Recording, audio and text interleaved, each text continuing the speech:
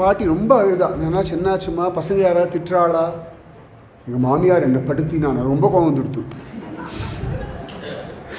அந்த பாட்டிக்கு 75 வயசு. மாமியார் போய் எத்தனை வருஷம் ஆயிருக்கும். அவள் பேத்திக்கே கல்யாணம் ஆகி அவள் ஒரு பேத்தி கொள்ளு பேத்தி வந்திருக்கும். இப்போ உட்காந்துன்னு மாமியார் படுத்தி கொஞ்சமாக சென்ஸ் வேணும், அவ்வளோதான் சொல்லணும். அந்த காலத்தில் கஷ்டப்பட்டோம், முடிஞ்சாச்சு. இப்போ தான் மாமியார் இல்லை நிம்மதியாக இருக்கலாமோன்னு. இப்போ எதுக்கு அந்த மாமியாரை வேறு பத்திரமா மனசில் வச்சுண்டு அந்த கஷ்டத்தை வேறு ரீவைன் பண்ணி பார்த்துண்டு அதை வேற 4 பேர்கிட்ட சொல்லிண்டு என்னத்த வாழ்க்கை இப்படி. இது வைத்தறிச்சலாக நிஜமாக கேட்குறது. எவ்வளவு அழகான ஒரு விஷயம் நடந்தது, முடிஞ்சாச்சு. அதுலேருந்து பகவான் நம்மளை மீட்டு கொண்டு வந்தாச்சு, சௌக்கியமான ஒரு வாழ்க்கை கொடுத்தாச்சு. ப்ரெசண்டில் இருந்தால் இந்த பிரச்சனை இல்லை. Be in the present. பக்தி எதுக்குன்னா நிகழ்காலத்தில் வாழ்வதற்காக மட்டும்தான்.